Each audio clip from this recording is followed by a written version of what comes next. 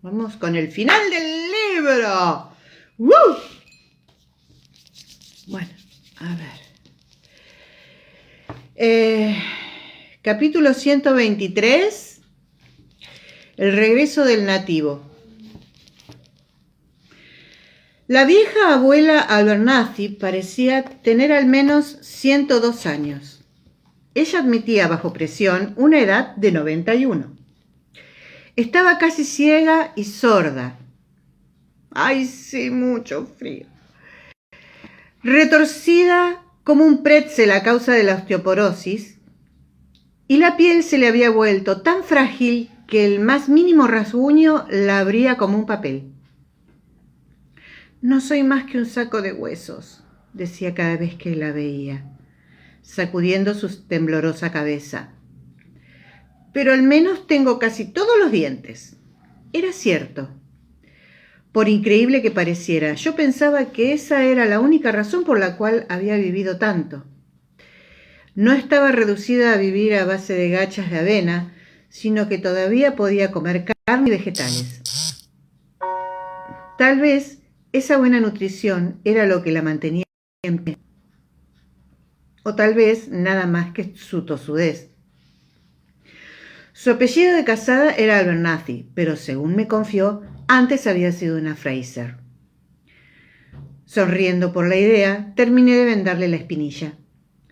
Ya casi no tenía carne en las piernas y los pies, y era dura y fría al tacto como una madera.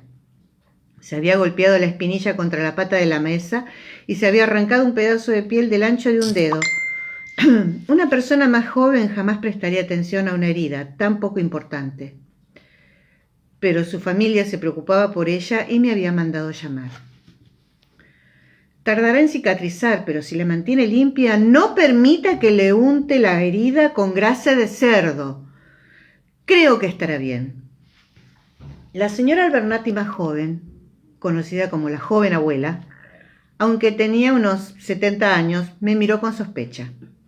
Al igual que su suegra, tenía mucha fe en la grasa de cerdo, pero asintió a regañadientes. Su hija, cuyo rimbombante nombre de Arabella había sido reducido al más íntimo de Abuela Belly, me sonrió detrás de las espaldas de la joven abuela. Había tenido menos suerte en cuanto a los dientes. Tenía significativos baches en su sonrisa, pero era alegre y de natural bondadosa. «Willy B», le indicó a un nieto adolescente, «baja a la alacena y trae un saquito de nabos para la señora». Protesté, pero todos los implicados teníamos bastante claro cómo era el protocolo adecuado en tales circunstancias. Y pocos minutos más tarde, yo ya estaba en el camino de vuelta cargando más de 2 kilos de nabos. No me vendrían mal. Me había obligado a mí misma a regresar al huerto. Pero las perturbaciones y más prolongadas ausencias habían tenido como resultado un espantoso abandono de la cosecha otoñal. Nuestros suministros en general eran tristemente escasos. Jamie y Ian se marchaban con frecuencia y nunca tenían tiempo de cosechar o cazar. Y sin Bree y Roger, las cosechas del grano habían rendido la mitad de su producción habitual, y no había más que una lastimosa pierna de venado colgando en el cobertizo de ahumado. Necesitábamos prácticamente todo el grano para nuestro propio uso. No quedaba nada para intercambiar o vender, y solo unos escasos sacos de cebada aguardaban bajo la lona cerca del cobertizo del malteado, donde probablemente se pudrirían, puesto que nadie había tenido tiempo de ocuparse del malteado de una nueva partida antes que llegara el frío. La señora Bug estaba reponiendo lentamente a sus gallinas, después de un ataque de un zorro que había entrado en el gallinero, pero era una tarea lenta, apenas recibíamos un huevo cada tanto para el desayuno. Por otro lado, reflexioné con un poco más de alegría, sí teníamos jamón, mucho jamón, como también inmensas cantidades de tocino, queso, chuleta, solomillo, por no mencionar el cebo y la manteca derretida. La idea me hizo volver a pensar en la grasa de cerdo y en la atmósfera apretada, abrumadoramente familiar pero cómoda, del grupo de cabañas de los Abernathy. Y en contraste, en el espantoso vacío de la casa grande. En un lugar con tanta gente, ¿cómo podía ser la pérdida de tan solo 4 personas fuera tan importante? Tuve que detenerme y apoyarme contra un árbol, dejándome inundar por la pena, sin intentar pararla. No puedes mantener a raya a los espíritus, me había dicho Jamie. Déjalos pasar. Los dejé pasar, jamás había podido impedírselo, y traté de consolarme con la esperanza de que en realidad no eran fantasmas. No estaban muertos, sino tan solo en otra parte. Después de unos momentos, la abrumadora congoja comenzó a ceder, alejándose lentamente como la marea.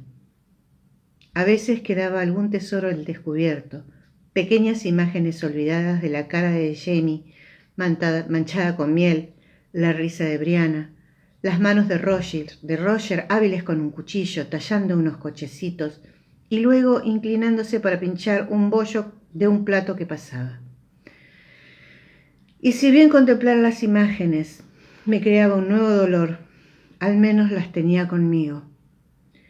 Y podía guardarlas en el corazón, sabiendo que con el paso del tiempo me traerían algún consuelo. Respiré y sentí que la rigidez del pecho y la garganta iban disminuyendo. Se me ocurrió que Amanda no sería la única que podía beneficiarse de la cirugía moderna. Yo no sabía qué podía hacerse por las cuerdas vocales de Roger, pero tal vez... Y sin embargo, su voz ya estaba bien. Plena y resonante, aunque ronca. Era posible que decidiera dejarla como estaba. Él había luchado por ello y lo había conseguido. Lo había logrado. Debí marcharme. Ya era tarde y el aire se estaba volviendo más frío. Me sequé los ojos, me acomodé la capucha del abrigo y continué mi camino. Era una larga caminata desde la casa de los Abernathy. Debería darme prisa si quería llegar a casa antes que oscureciera. El aire era frío y estaba cargado de humedad. Cuando cayera la temperatura a la noche, nevaría. Todavía había luz en el cielo, aunque muy escasa, pero cuando pasé por el almacén de los productos lácteos y entré en el patio trasero. De todas formas, había suficiente como para darme cuenta que algo andaba mal. La puerta trasera estaba abierta. Eso disparó timbres de alarma. Me di cuenta para regresar corriendo al bosque. Al hacerlo, choqué de frente contra un hombre que había salido de entre los árboles a mis espaldas. ¿Quién demonios eres?, exclamé, echándome deprisa hacia atrás. No se preocupe por eso, señora, dijo agarrándome del brazo. Gritó en dirección a la casa. ¡Hey, Donner! ¡La tengo!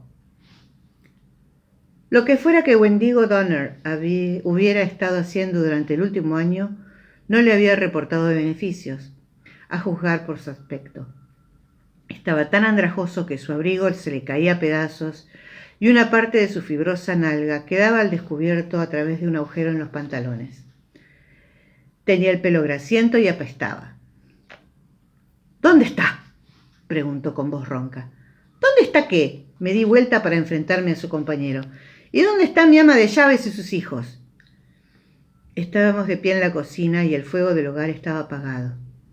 La señora Bug no había venido esa mañana y daba la impresión de que Amy y los muchachos se habían marchado hacía bastante tiempo. No lo sé, no había nadie en la casa cuando llegamos. ¿Dónde están las joyas? Donner me agarró del brazo, tirando de él para hacerme dar media vuelta y mirarlo. Tenía los ojos hundidos y su mano estaba caliente.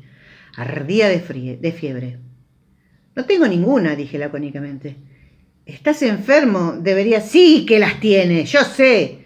Todos lo saben. Hice una pausa. Por la forma que funcionaban los cotilleros, era probable que todos creyeran que Jamie poseía un pequeño depósito de joyas.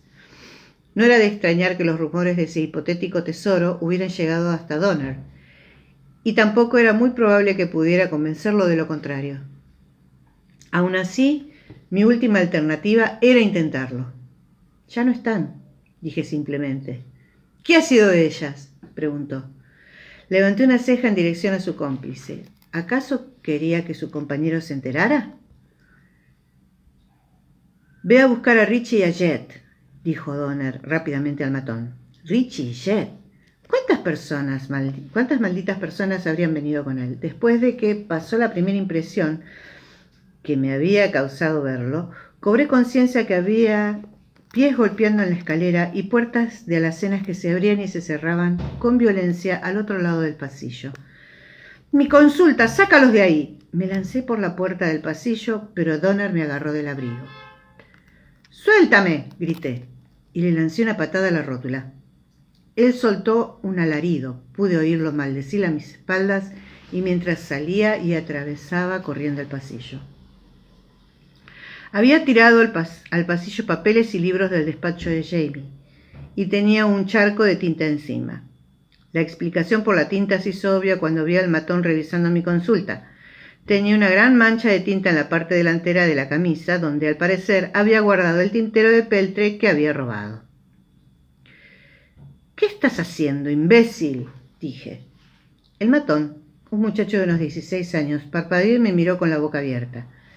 Tenía en la mano una de las perfectas esferas de cristal del señor Blow-Wither. Al verme, sonrió con malicia y las dejó caer al suelo, donde se hizo trizas. Uno de los fragmentos voladores le atravesó la mejilla y se la abrió. Él no se dio cuenta hasta que empezó a manar sangre. Entonces se llevó una mano a la herida, frunciendo el entrecejo por la extrañeza, y gritó de temor al ver la sangre. «¡Mierda!», dijo Donner a mis espaldas. Me rodeó con los brazos y me arrastró con él hacia la cocina. «Mirá», me dijo en tono apremiante, soltándome, «solo quiero 2. Podés quedarte con el resto. Necesito una para pagarle a estos tipos y una para viajar». «Pero es cierto», insistí, «no tenemos ninguna. Mi hija y su familia se han marchado, han regresado. Usaron todas las que teníamos, no hay más».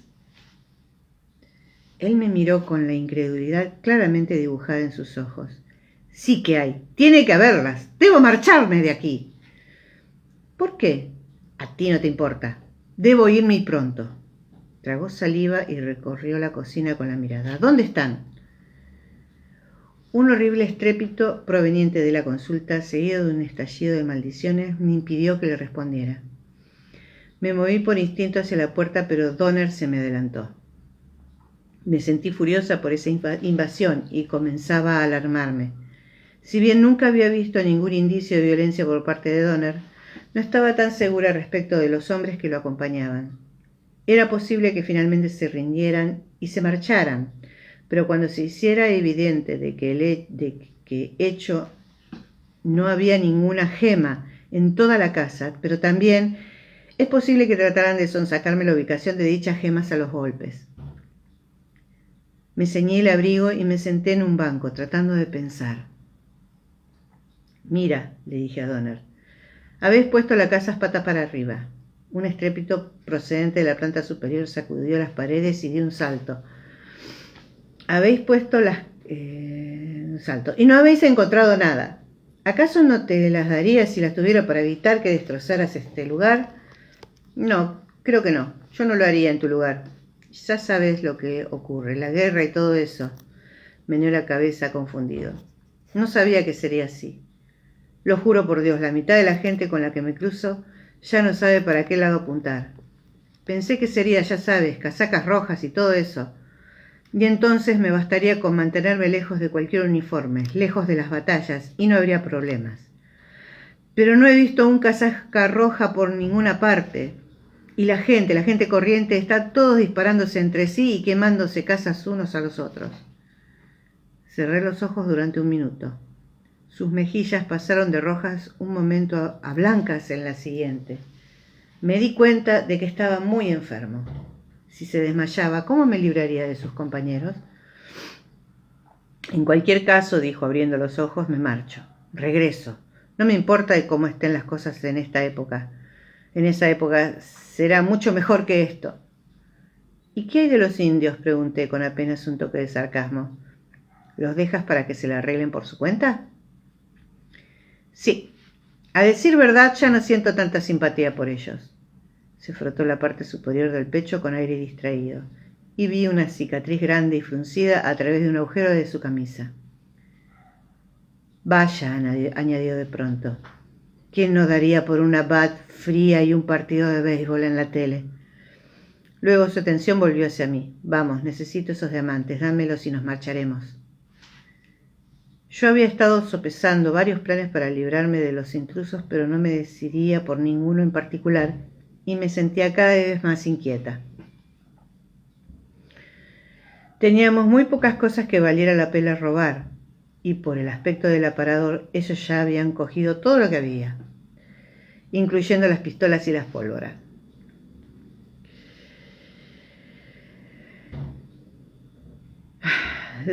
Dentro de poco empezarían a impacientarse. Podía venir alguien. Amy y los muchachos probablemente encontrarán en la cabaña de Brianna, donde planeaban mudarse. Podrían regresar en cualquier momento. Alguien podría venir a buscarnos a Jamie y a mí, o a mí, aunque las posibilidades de que eso ocurriera disminuían minuto a minuto a medida que oscurecía. De todas formas, si alguien acudía, el efecto podría ser desastroso. En ese momento oí voces en el porche y pies golpeando contra el suelo. Me incorporé de un salto con el corazón latiéndome en la boca. ¿Quieres dejar de hacer eso?, dijo Donner irritado. Eres la zorra más nerviosa que he visto. No le presté atención. Había reconocido una de las voces y, por supuesto, un momento después, 2 de los matones, blandiendo pistolas, empujaron a Jamie hacia la cocina. Estaba despeinado y sus ojos se clavaron inmediatamente en mí, recorriendo mi cuerpo de arriba abajo para asegurarse de que estaba bien. «Me encuentro bien», me apresuré a decir. «Esos idiotas creen que tenemos gemas y las quieren». «Eso dicen», se irguió, encogiéndose de hombros para acomodarse el abrigo, y echó un vistazo a las alacenas y al saqueado aparador. «Veo que ya las han buscado». «Mira, amigo», dijo uno de los matones en tono razonable, «lo único que queremos es el botín. Solo dinos dónde están y nos iremos, y nadie saldrá herido. ¿De acuerdo?» Jamie se frotó el puente de la nariz, examinando al que había hablado. «Supongo que mi esposa les habrá dicho que no tenemos ninguna yema». «Bueno, claro», dijo el matón en tono tolerante, «las mujeres ya se sabe». Jamie suspiró y se sentó. «¿Por qué creen que tengo joyas?», preguntó en tono más bien tranquilo. «Las he tenido, lo admito, pero ya no, las vendí». «¿Dónde está el dinero entonces?». Era evidente que el segundo matón estaba dispuesto a contentarse con eso. «Lo he gastado, soy coronel de la milicia. Seguro que eso ya lo saben, ¿verdad? Cuesta mucho dinero aprovisionar una campaña de milicianos. Alimentos, armas, pólvora, zapatos, todo suma. Con lo que cuesta el cuero para los zapatos, por no hablar de la cerradura de los caballos. Y los carromatos también. No creerían lo que cuestan los carromatos». Uno de los matones asentía a medias, siguiendo ese razonable énfasis. Pero Donner y su otro compañero estaban evidentemente nerviosos. «No digas una sola palabra más sobre los condenados carromatos», replicó Donner con grosería e inclinándose cogió uno de los cuchillos. «Ya estoy harto de que trates de ganar tiempo. O me dices dónde están o la cortaré a ella. Sí, le cortaré la garganta. Juro que lo haré». Con esas palabras me agarró del hombro y me puso el cuchillo en la garganta. Hacía un buen rato que habían quedado claro que para mí que Jamie estaba efectivamente tratando de ganar algo de tiempo, lo que significaba que esperaba que viniera alguien. Eso era tranquilizador, pero también pensé que su aparente despreocupación ante mí, en teoría, inminente deceso tal vez estaba llevando las cosas un poco demasiado lejos.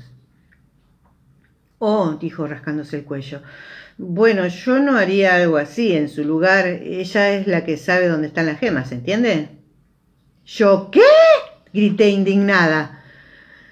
«Sí», uno de los otros matones se animó al oír eso.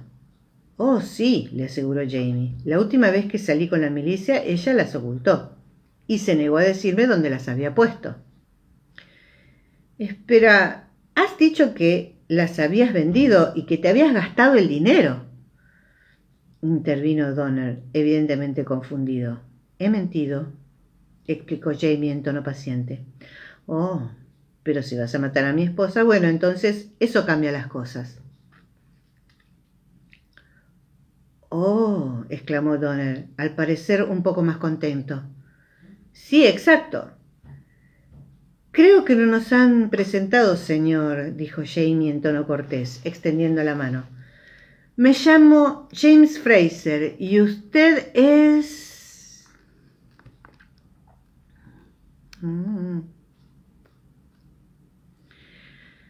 Donner titubeó un minuto sin saber qué hacer con el cuchillo que tenía en la mano derecha, pero luego se lo pasó con torpeza a la izquierda y se inclinó hacia adelante para darle un breve apretón de manos a Jamie. Wendigo Donner, dijo. Muy bien, ahora estamos avanzando. Hice un ruido grosero, pero quedó ahogado por una serie de golpes y el sonido de cristales rotos en mi consulta. Le agarré la mano a Donner y aparté el cuchillo de mi garganta. Luego me puse de pie de un salto. Esta vez fue Jamie quien me agarró a la altura del vientre cuando me lancé hacia la puerta y me hizo dar casi un giro completo en el aire. ¡Suéltame! ¡Mataré a ese hijo de puta!, dije pataleando como una loca. Bueno, esperaremos un poco, Sassenach, respondió él con voz baja. Me arrastró de vuelta hacia la mesa donde se sentó rodeándome firmemente con los brazos y sosteniéndome sobre sus piernas. Nuevos sonidos de vandalismo llegaron por el pasillo, maderas astilladas y cristal aplastado bajo la suela de la bota. Era evidente que el joven patán había abandonado la búsqueda y simplemente estaba destruyéndolo todo para divertirse. Tomé un largo aliento, preparándome para permitir un alarido de frustración, pero me contuve. ¡Santo Dios!, dijo Donner, arrugando la nariz. ¿Qué es ese olor? ¿Alguien se ha tirado uno? Me miró con expresión acusadora, pero no le presté atención. Era éter, un olor denso y de una dulzura nauseabunda. Jamie se puso un poco tenso. Él también sabía de qué se trataba y, en esencia, qué efectos tenía. Luego tomó un profundo aliento y con cuidado me levantó las piernas y me dejó en el banco a su lado. Noté que sus ojos se clavaban en el cuchillo que colgaba, flojo, en la mano de Donner, y capté lo que sus oídos más agudos ya habían percibido. Venía alguien. Se inclinó un poco hacia adelante, preparando los pies para dar un salto, y señaló con la mirada el hogar frío, donde había una pesada olla de hierro sobre las cenizas. Hice un gesto de asentamiento muy rápido, y cuando se abrió la puerta trasera corrí a través de la cocina. Donner, con una agilidad inesperada, extendió una pierna y me hizo tropezar. Caí hacia adelante, patiné y choqué contra el banco con un golpe que me retumbó la cabeza. Gemí y me quedé inmóvil durante unos instantes con los ojos cerrados. Abrí los ojos a regañadientes, me puse en pie con bastante dificultad y me encontré con que la cocina estaba llena de gente. El primer cómplice de Donner había regresado con dos más, presumiblemente Richie y Jet, y con ello los Bugs. Murdina parecía alarmada, mientras que Aren guardaba una fría furia en su expresión. «¡Leonan!», gritó la señora Bug, corriendo hacia mí. «¿Está herida?»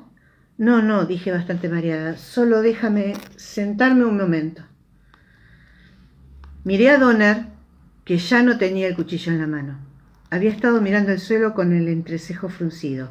Evidentemente lo había dejado caer cuando me hizo tropezar, pero levantó la cabeza de golpe al ver a los recién llegados. «¿Qué, habéis encontrado algo?», preguntó con entusiasmo, puesto que tanto Richie como Jet estaban radiantes y con una expresión de orgullo. «Claro que sí», te aseguró uno de ellos. «¡Mira esto!». Tenían la cesta de labores de la señora Bug, y con estas palabras la puso boca abajo y la sacudió hasta que su contenido cayó sobre la mesa.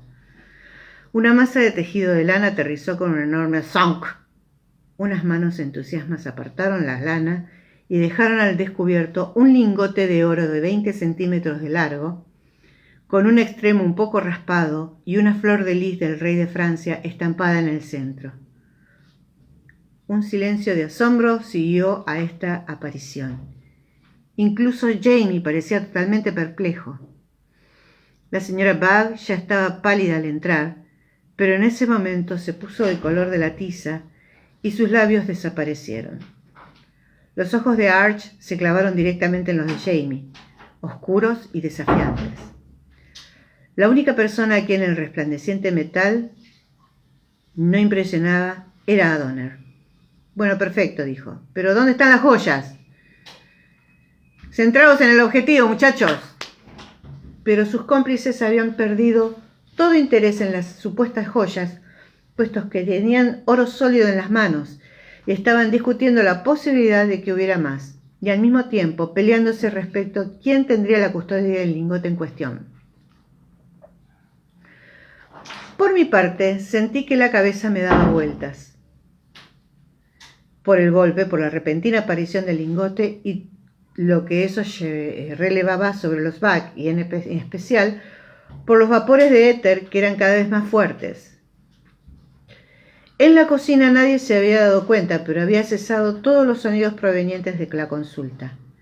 Era indudable que el joven patán que se encontraba ahí se había desmayado. El frasco de éter estaba casi lleno. Era suficiente para anestesiar a una docena de elefantes. Pero podía ver a Donner. Le costaba mantener la cabeza erguida.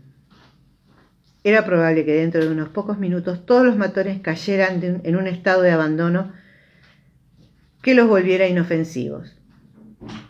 Pero nosotros también. El éter es más pesado que el aire, de modo que descendería hasta el suelo, donde poco a poco formaría un charco alrededor de nuestras rodillas que iría ascendiendo. Me puse en pie y aspiré profundamente el aire, en teoría más puro en la parte alta. Tenía que abrir la ventana. Jamie y Arch estaban hablando entre sí en gaélico, demasiado deprisa para que yo pudiera seguirlos. Donner los miraba con el ceño fruncido y la boca abierta. Intenté abrir el cerrojo de los postigos y tuve que concentrarme mucho para hacer que mis dedos obedecieran. Por fin, el cerrojo se movió y abrí el postigo, que me reveló el rostro lascivo de un indio desconocido en la luz crepuscular del otro lado de la ventana. Lancé un chillido y retrocedí, trastabillando. A continuación, la puerta trasera se abrió de golpe y una silueta barbuda y bajita entró corriendo, aullando en una lengua incomprensible, seguido de Jan, a quien seguía a su vez otro indio desconocido, gritando y blandiendo algo. ¿Un hacha? ¿Un garrote? No podía enfocar los ojos lo bastante como para distinguirlos. Todo se convirtió en un pandemonium que vi con los ojos vidriosos. Me aferré al alféizar para no caer al suelo, pero no pude reunir la presencia de ánimo suficiente como para abrir la condenada ventana. Todos estaban forcejeando y peleando, pero los habitantes de la cocina lo hacían a cámara lenta, gritando y trastabillando como borrachos. Mientras observaba con la boca abierta, Jamie se sacó minuciosamente el cuchillo de Donner debajo de las nalgas, lo levantó en un arco lento y elegante y se lo clavó debajo del esternón. Algo pasó volando junto a mi oreja y chocó contra la ventana, destruyendo el que probablemente era el único cristal sano que quedaba en la casa. Respiré varias bocanadas de aire puro, tratando de aclararme la cabeza, e hice frenéticos movimientos con las manos, gritando o tratando de gritar. ¡Salid! ¡Salid! La señora Bug estaba intentando hacer precisamente eso, arrastrándose a 4 patas hacia la puerta entreabierta. Arch golpeó contra la pared y se deslizó hacia abajo lentamente al lado de ella, con una expresión de desconcierto en el rostro. Donner había caído de cara contra la mesa y su sangre se derramaba cruelmente sobre las tablas del suelo, mientras otro de los matones yacía sobre el hogar apagado, con el cráneo aplastado. Jamie seguía de pie balanceándose, y la silueta barbuda y bajita estaba a su lado, meneando la cabeza y con una expresión confundida cuando los vapores comenzaron a afectarlo. «¿Qué ocurre?», le oí preguntar.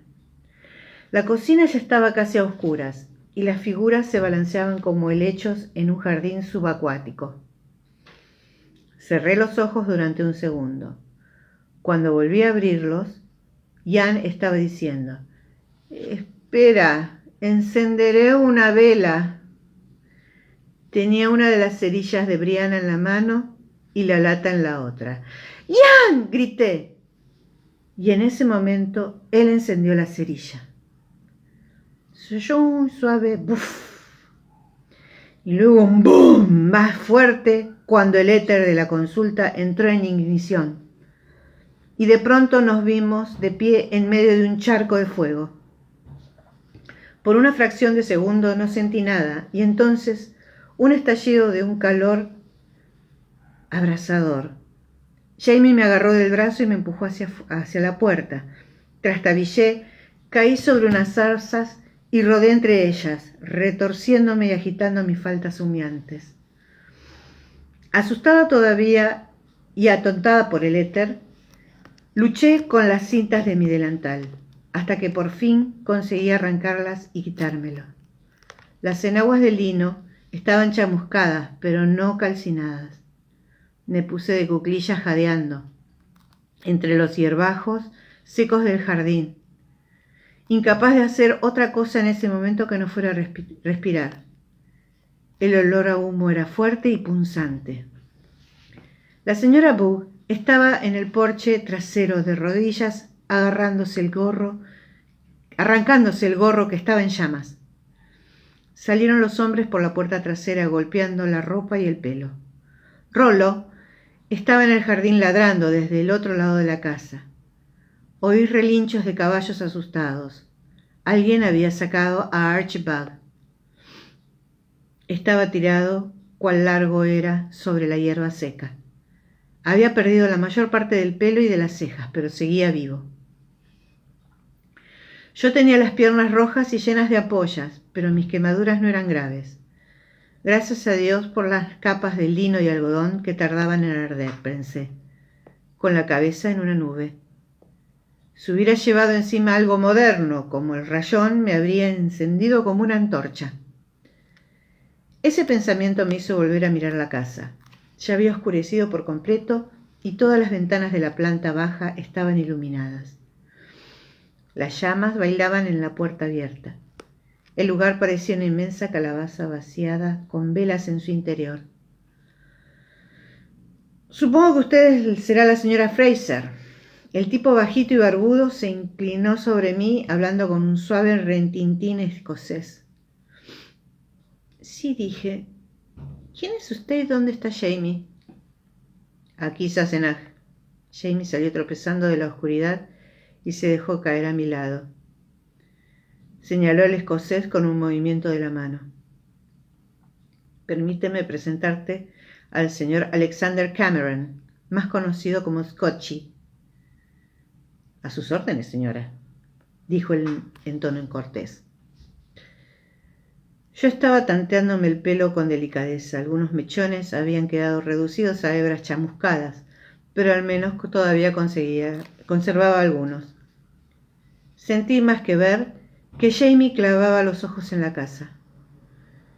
Seguí la dirección de su mirada y vi una oscura silueta en la ventana de la planta alta, enmarcada en el débil resplandor procedente del incendio de la planta baja. Gritó algo en su lengua incomprensible y comenzó a arrojar cosas por la ventana.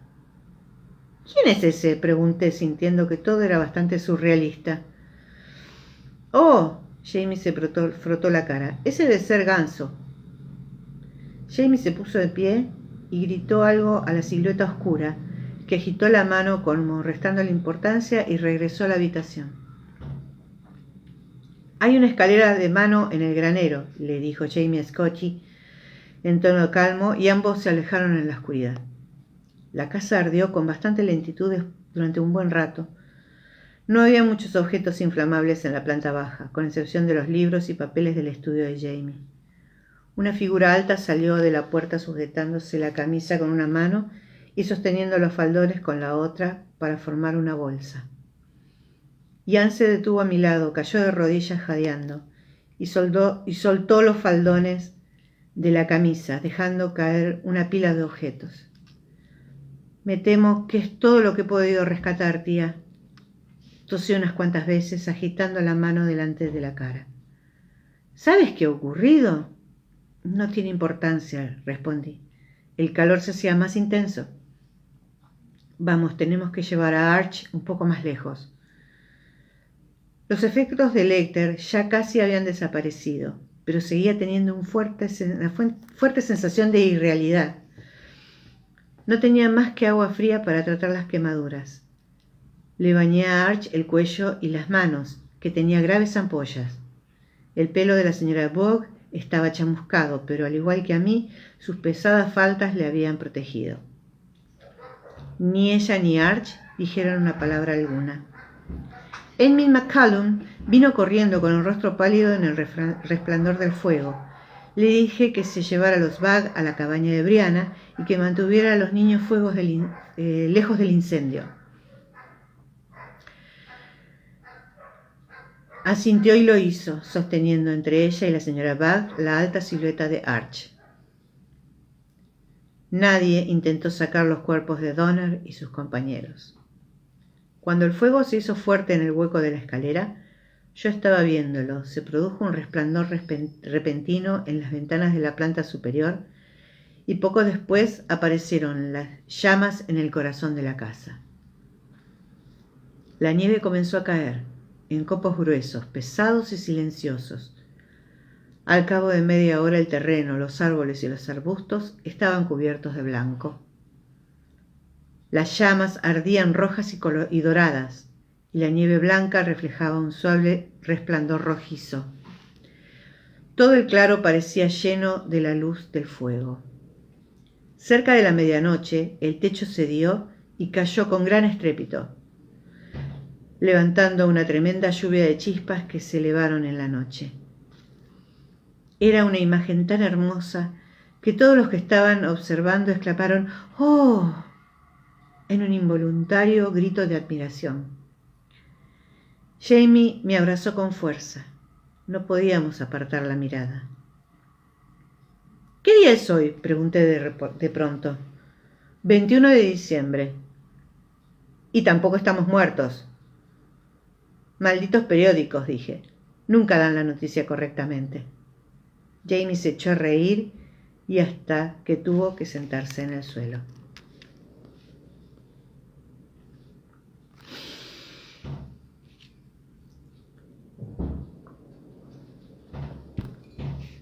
Capítulo 124.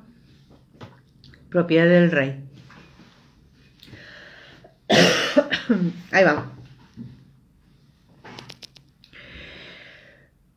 Pasamos el resto de la noche durmiendo, o al menos en posición horizontal, en el suelo de la cabaña con los Bugg, Ganso y su hermano Luz, quien al principio me confundieron al referirse a sí mismos como los hijos de Jamie, Scotty e Ian. De camino a visitar a la aldea de Pájaro, los indios se habían encontrado con Jamie e Ian, que estaban de casa y habían aceptado su hospitalidad. «Aunque fue un recibimiento más cálido de lo que esperábamos, matador de osos», dijo Ganso riendo. No preguntaron quién era Donner, ni hicieron mención alguna de los hombres cuyos cuerpos ardían en la casa. Solo hicieron preguntas acerca del éter y menearon la cabeza asombrados observando el incendio. En cuanto a Jamie, me percaté de que no les preguntaba por qué iban a la aldea de Pájaro, y llegué a la conclusión de que no querían enterarse de que algunos de los Cherokee habían decidido apoyar al rey. Escuchaba sus conversaciones, pero intervenía poco. y dedicaba el tiempo a revisar la pila de objetos rescatados del incendio.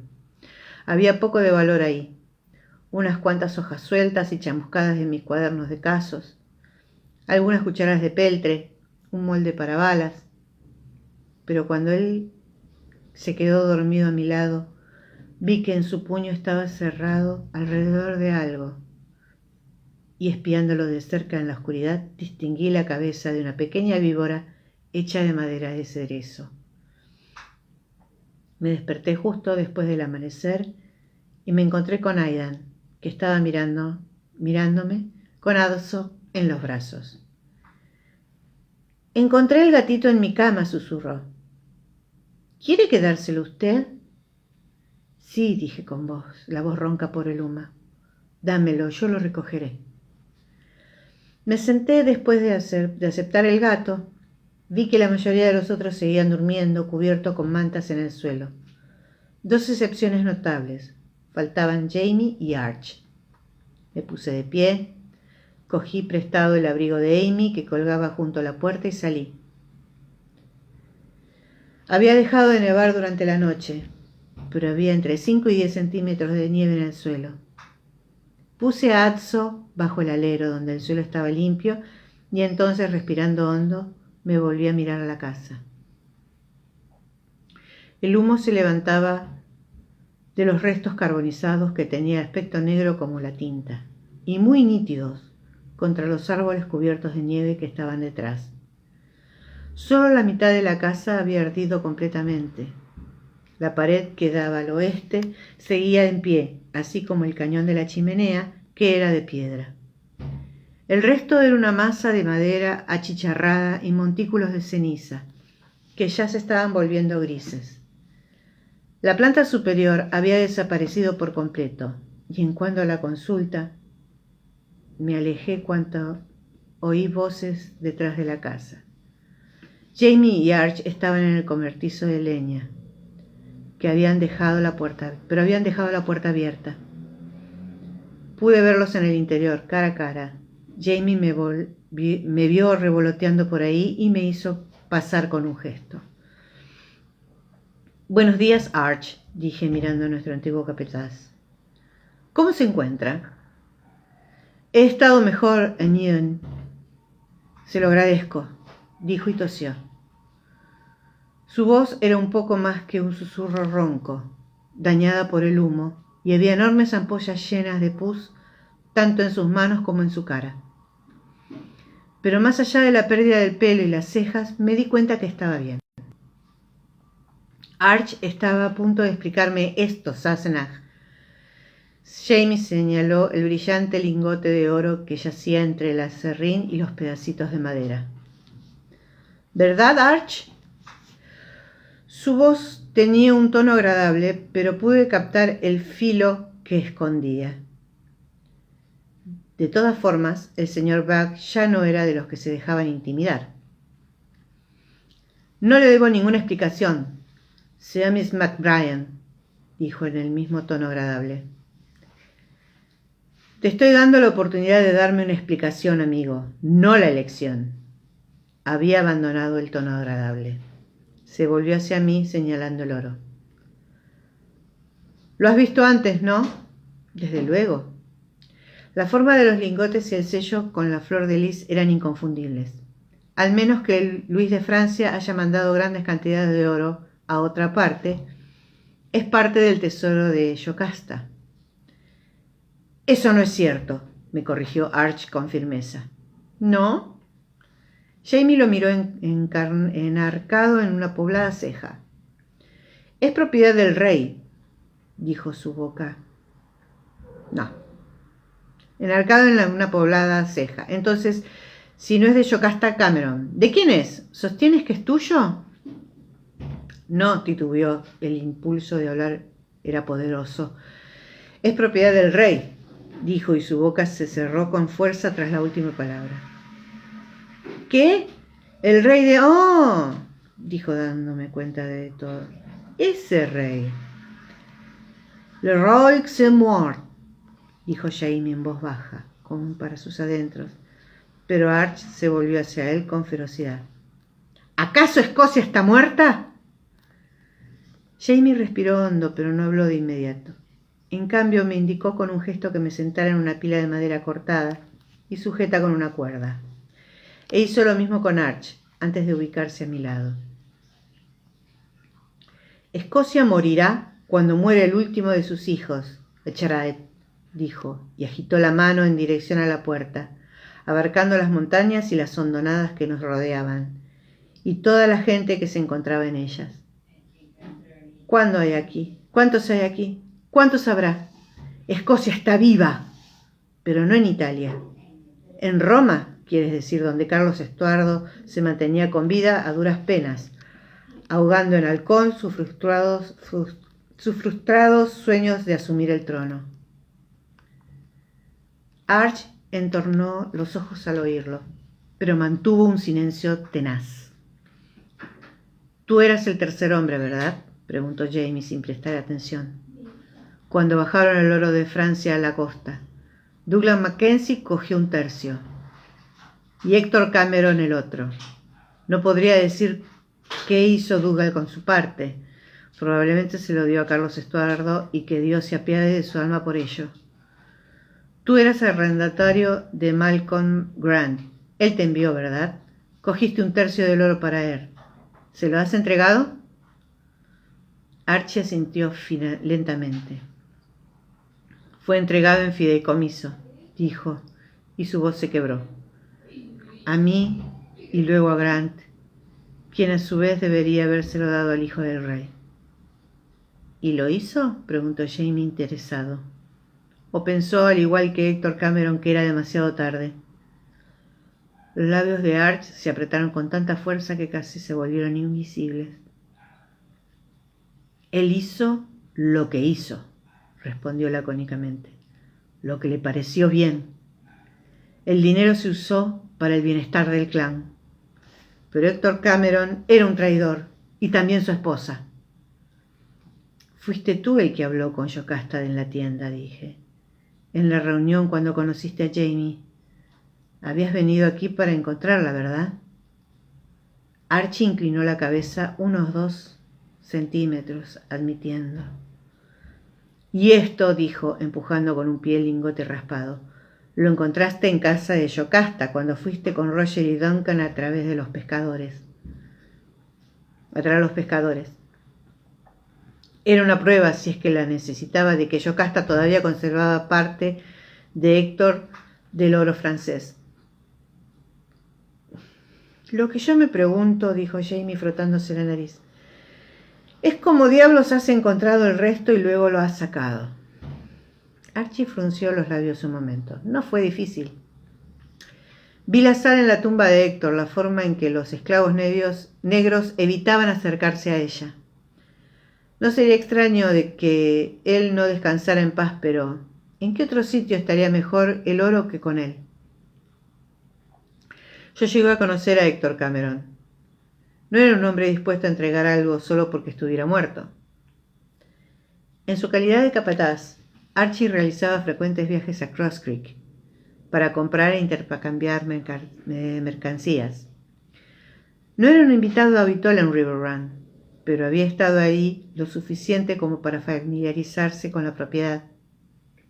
Si alguien veía una figura cerca del mausoleo de noche, bueno, todos sabían que el fantasma de Héctor Cameron merodeaba y que solo se lo podía encerrar en una zona acotada con líneas de sal, de modo que nadie estaba dispuesto a acercarse a investigar. Así que él había limitado a extraer un lingote tras otro en alguno de sus viajes, aunque no en todos, hasta que se había llevado en la totalidad del tesoro antes de que Duncan Innes descubriera la pérdida. No debería haberme quedado con este primer lingote, ahora me doy cuenta. Pero al principio pensé que podíamos necesitarlo, Murdina y yo. Entonces, cuando se vio obligada a matar a ese tal Brown, Jamie levantó la cabeza de golpe y los dos nos quedamos mirándolo. Tosió. Aquella perversa criatura se había repuesto lo bastante de sus heridos como para hurgar en la cabaña cuando ella salía. Encontró eso, dijo volviendo a señalar el lingote, en su cesta de labores, donde ella lo tenía oculto. Desde luego no podía saber de qué se trataba, pero sí se daba cuenta de que personas tan pobres como nosotros no deberíamos tener algo así. Preguntó qué era y ella no dijo nada, por supuesto, pero entonces cuando llegó hasta su casa, temió que le contara a ustedes lo que había visto y le puso fin. Bueno, al menos has mantenido el oro lejos de la mano del rey Jorge, señaló Jamie en un tono algo sombrío. Se me ocurrió que estaba pensando en la batalla del puente de Moor Creek. Si Hugh MacDonald hubiese estado en posesión de aquel oro y lo hubiera usado para comprar pólvora y armas, la victoria no se habría obtenido con tanta facilidad. Ni tampoco los Highlander hubieran sufrido otra masacre lanzando espada en mano sobre los cañones. Arch, dije, ¿exactamente qué planeabas hacer con él? Él parpadeó y bajó la mirada hacia el lingote. Yo al principio solo quería comprobar si era cierto lo que se decía, que Héctor Cameron se había llevado su parte del oro y lo había utilizado para sus propios fines. Luego lo encontré muerto, pero estaba claro, por la forma en que vivía su esposa, que sin duda lo había recogido. Entonces me pregunté si aún quedaba algo. Arrastró una mano hacia arriba y masajeó su marchita garganta. A decir verdad, señora, lo que más deseaba era quitárselo a Yocasta Cameron. Pero una vez que lo hice, su voz fue apagándose, pero luego se animó. Soy un hombre de palabra, Sumas McBrien. Le hice un juramento a mi jefe y lo mantuve hasta que él murió. Le hice un juramento al rey, al otro lado del océano, se refería a Jacobo Estuardo, pero él también está muerto. Y entonces juré lealtad a Jorge de Inglaterra cuando vine a estas costas. De modo que dígame usted cuál es mi deber ahora.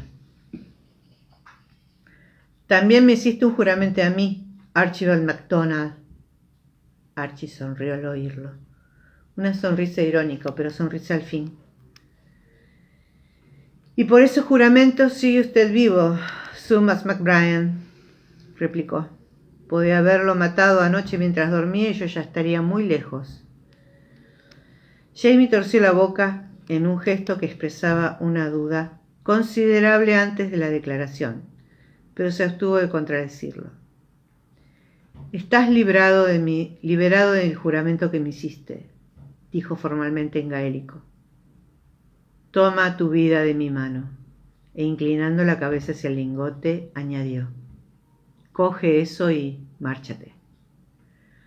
Archie lo contempló un instante sin parpadear. Luego se agachó, recogió el lingote y se fue. ¿No le has preguntado dónde está el oro ahora?, observé, contemplando cómo rodeaba la cabaña para ir a despertar a su esposa. ¿Crees que me lo habría dicho? Jamie se incorporó y se estiró. Luego se situó debajo de la puerta del cobertizo con los brazos agarrados al marco, mirando hacia afuera. Estaba empezando a nevar de nuevo. Veo que no solo los Fraser son testarudos como mulas, señalé, acercándome a él. Escocia está viva, claro que sí. Eso lo hizo reír. Me rodeó con un brazo y yo apoyé la cabeza en su hombro. Tu pelo huele a humo, Sassenach, dijo en voz baja. Todo huele a humo, respondí también en voz baja. Las ruinas quemadas de la casa seguían estando debajo calientes como para que la nieve cristalizara en ellas. Pero tarde o temprano eso sucedería. Si seguía nevando, al día siguiente la casa ya estaría borrada, blanca como las rocas y los árboles. Nosotros también en algún momento. Pensé en Yocasta y en Duncan, que habían ido a Canadá en busca de algún lugar seguro, de parientes que los recibiera. ¿A dónde volverían los Bug? ¿A Escocia? Por un instante anhelé lo mismo para mí, estar lejos de la pérdida pérdida y la desolación. En casa. Pero entonces lo recordé. Mientras un centenar de nosotros siga con vida, cité. Jamie apoyó su cabeza en la mía durante un momento. Y cuando tú acudes a la casa de un enfermo Sassenach, a ver a alguien que está herido o a un parto, ¿cómo puedes levantarte de tu propia cama, incluso aunque estés terriblemente cansada, y llegar ahí hasta en la oscuridad, sola? ¿Por qué nunca prefieres esperar o decir que no? ¿Por qué nunca te abstienes, incluso cuando sabes que es imposible hacer algo? No puedo. Sabía a qué se refería, cuál era la verdad indeseada que quería obligarme a manifestar. Pero esa verdad se interponía entre nosotros y había que expresarla. No puedo admitir que haya otra posibilidad que ganar. Él me rodeó el mentón con las manos y me empujó la cabeza hacia arriba, de modo que me vi obligado a mirarlo a sus ojos.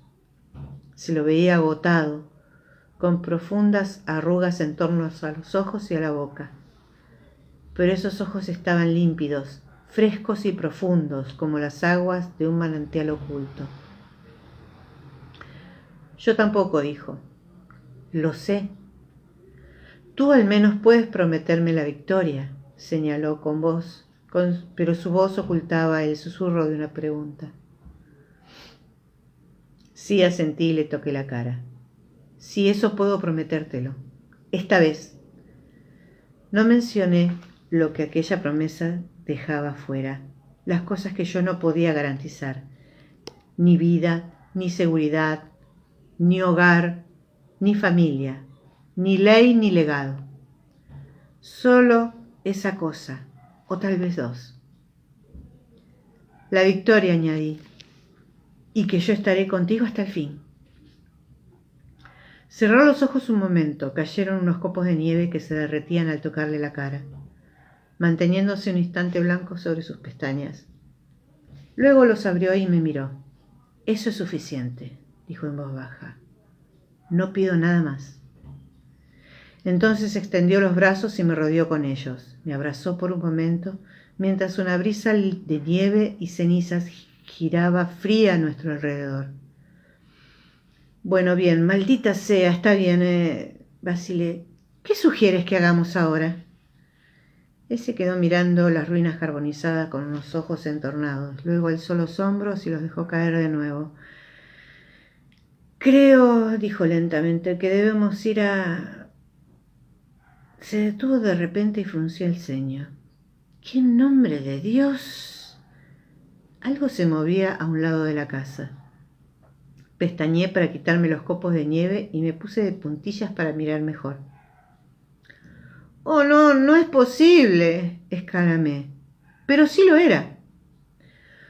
Con un tremendo desplazamiento de nieve, tierra y maderas carbonizadas, la cerda blanca se abrió paso hacia la luz del día.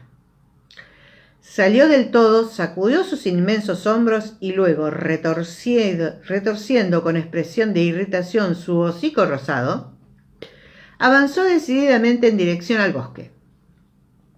Un momento después, una versión más pequeña emergió de una manera similar, y otra, y luego otra, hasta que 8 cerditos pequeños, algunos blancos, otros manchados, y uno tan negro como las maderas de la casa, trotaron en línea siguiendo a su madre. «¡Escocia está viva!», volví a decir, riendo incontrolablemente. «¿Dónde le has dicho que fuéramos?» «A Escocia», dijo como si todo fuera obvio, «a buscar a mi imprenta». Todavía seguía mirando la casa, pero sus ojos estaban clavados más allá de las cenizas, más allá del momento presente. Jamie se quedó en silencio un momento, luego se sacudió los recuerdos y me sonrió, mientras la nieve se derretía en su pelo. «Y luego», dijo simplemente, «regresaremos a la contienda». Me cogió la mano y nos alejamos de la casa, en dirección al granero donde nos aguardaban los caballos, pacientes en el frío. Epílogo 1. Lallybroch. El haz de luz de la linterna de bolsillo se movió lentamente por las pesadas vigas de roble. Hizo una pausa en un agujero sospechoso y luego siguió su camino. Aquel hombre corpulento tenía el ceño fruncido y se lo veía muy concentrado, con los labios apretados, como alguien que espera alguna sorpresa desagradable de un momento a otro. Brianna estaba de pie a su lado, mirando los rincones en sombras del techo del vestíbulo, con una expresión similar de concentración y el entrecejo fruncido. De hecho, solo la mitad de su atención estaba fija en los comentarios que aquel corpulento caballero le susurraba a su ayudante, una mujer joven y pequeña que llevaba un mono demasiado grande para ella y que tenía mechas rosadas en el pelo. La otra mitad estaba enfocada en los ruidos provenientes de la planta superior, donde, en teoría, los niños estaban jugando al escondite entre los montones formados por las cajas de mudanza. Fiona había traído su camada de 3 pequeños demonios y luego se los había abandonado con gran habilidad, corriendo hacia hacer algún recado y prometiendo regresar a la hora del té.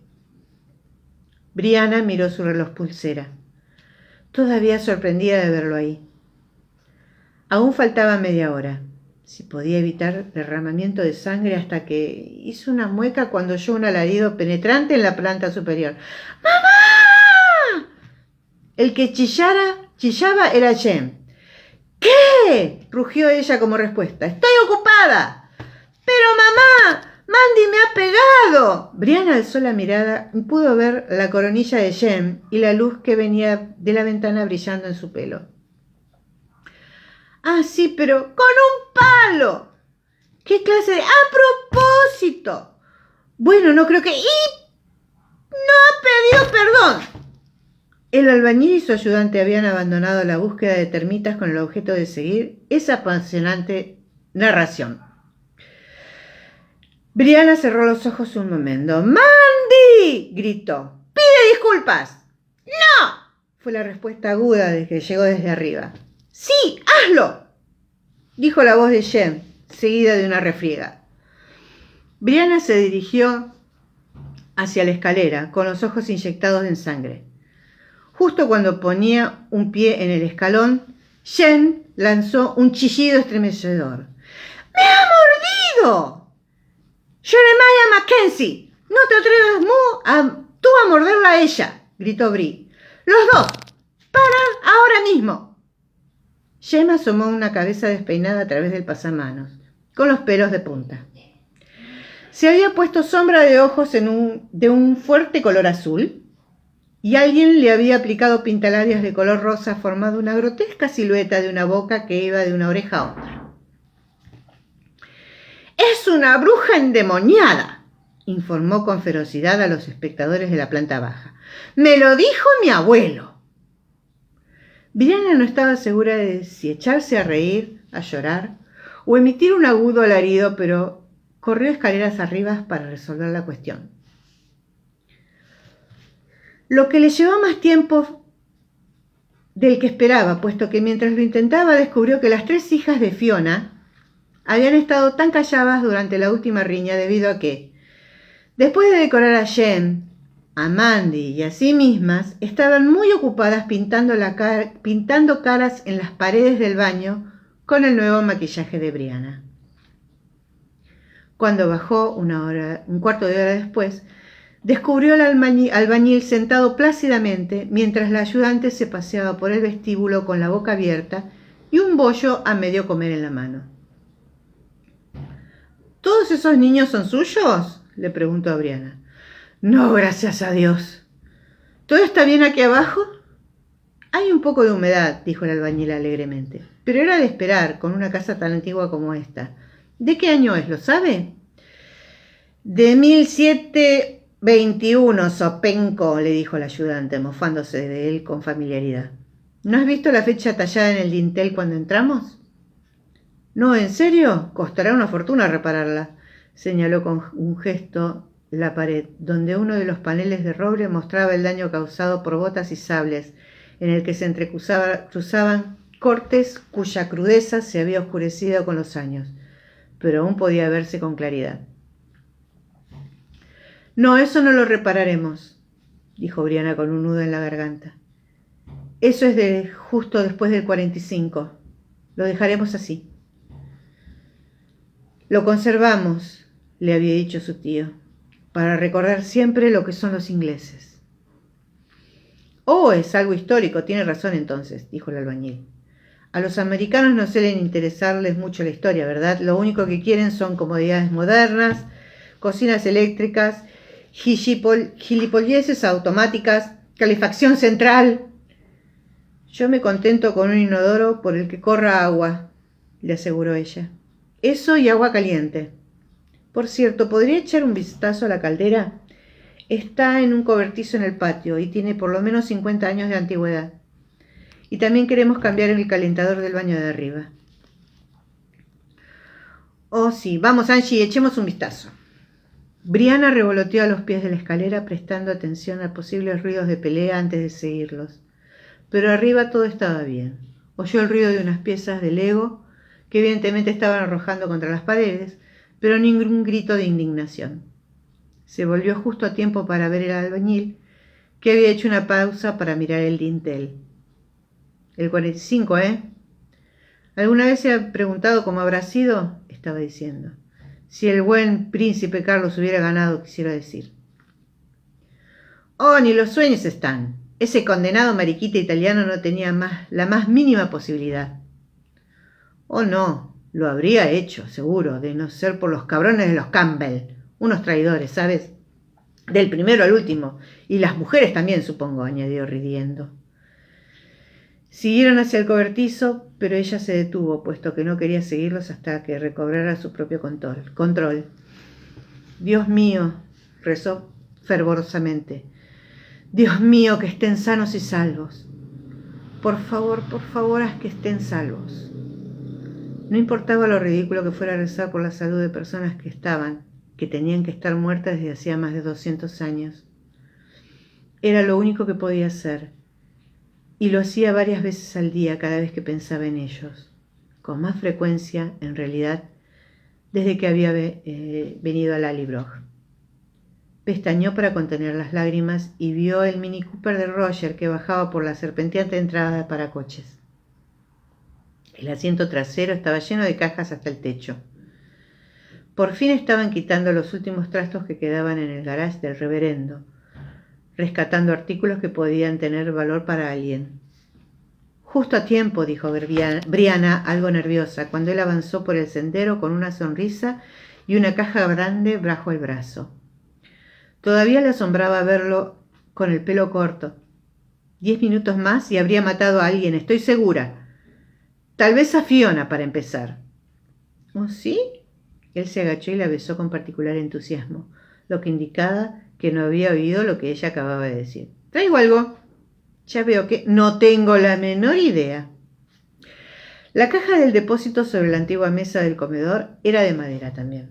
Un cofre de buen tamaño hecho de cedro, oscurecido por los años, el hollín y los malos tratos. Pero su buena factura seguía siendo evidente. Los acabados eran de gran belleza. Las bisagras estaban perfectamente encajadas y tenía una cubierta deslizante, que no se deslizaba, porque en algún momento la habían sellado con una gruesa capa de cera de abeja derretida, que se había ennegrecido con los años. Lo más sorprendente de todo, sin embargo, era la tapa. Había un nombre grabado a fuego en la madera. Jeremiah Alexander Ian Fraser Mackenzie. Briana sintió un nudo en la parte inferior del estómago al verlo. Y alzó la mirada hacia Roger, que estaba tenso y reprimiendo un sentimiento. Ella podía captar sus vibraciones. ¿Qué? Susurró. ¿Quién es ese? Roger meneó la cabeza y sacó un sobre mugriento del bolsillo. Esto estaba pegado con cinta adhesiva a un lado. Es la letra del reverendo, una de las pequeñas notas que a veces le ponía algunas cosas para explicar su significado por si acaso. Pero no podría decir que esto sea una explicación exactamente. La nota era breve y solo informaba que la caja procedía de un banco en Edimburgo que ya no existía. Había instrucciones junto a la caja que declaraban que no debía ser abierta salvo por la persona cuyo nombre estaba inscripto en ella. Las instrucciones originales habían desaparecido, pero fueron transmitidas verbalmente por la persona de quien el...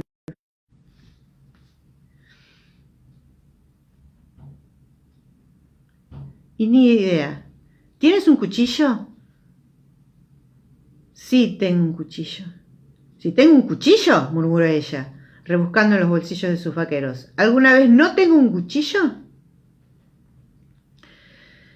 Es una pregunta retórica, dijo Roger besándole la mano y cogiendo la navaja roja y brillante Swiss Army que ella le ofreció.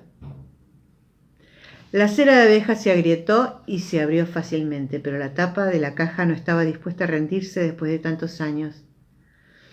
Fue necesario que los dos se empeñaran hasta que por fin se libró con un pequeño chillido. El fantasma de un aroma salió flotando. Algo indiscutible, pero de origen vegetal. Mamá, dijo involuntariamente. Roger la miró alarmado, pero ella le indicó con un gesto apremiante que continuara. Él hurgó con cuidado dentro de la caja y sacó su contenido. Una pila de cartas dobladas y selladas con lacre, 2 libros y una pequeña víbora hecha de madera de cerezo, muy pulida por tenerla en las manos durante mucho tiempo. Brianna dejó escapar un sonido pequeño e inarticulado. Cogió la primera carta y la apretó contra su pecho con tanta fuerza que el papel crujió y el sello de lacre se partió y cayó. Un papel grueso y blando, cuyas fibras exhibían las difusas manchas de lo que alguna vez habían sido flores. Las lágrimas le surcaban el rostro, y Roger estaba diciendo algo, pero ella no prestó atención a sus palabras. Los niños estaban armando un escándalo terrible arriba. Los albañiles seguían discutiendo afuera, y lo único en el mundo que ella podía ver eran las palabras desdibujadas en la página, escritas con una letra alargada y dificultosa. 31 de diciembre de 1776. Querida hija, como verás, si alguna vez recibes esto, estamos vivos. Epílogo 2. Vamos que ya termina. El diablo está en los detalles. ¿Qué es esto? Amos Crupp miró con los ojos entornados la página desplegada en la imprenta y la leyó al revés con la facilidad de una larga experiencia. Con profundo pesar comunicamos la noticia de la muerte en un incendio. ¿De dónde ha salido esto? Una nota de un suscriptor, dijo Sampson, el nuevo ayudante a tiempo que ponía la tinta en la plancha. Me pareció que serviría para rellenar. La arenga de las tropas del general Washington no ocupan toda la página. Mira, supongo que sí, pero es una noticia muy vieja, dijo Crupp mirando la fecha. ¿Enero? Bueno, no, admitió el ayudante, haciendo un esfuerzo para empujar la palanca que bajaba la página sobre la plancha llena de tipos entintados.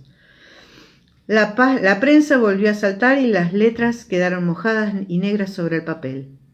Cogió la página con dedos ágiles y la colocó para que se secara. Ocurrió en diciembre, según la nota.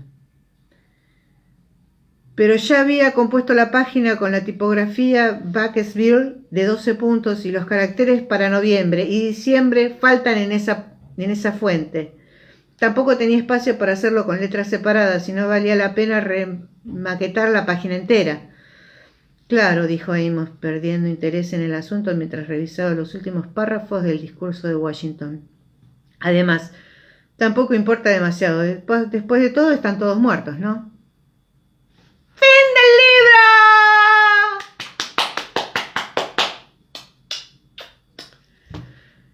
¡Chao!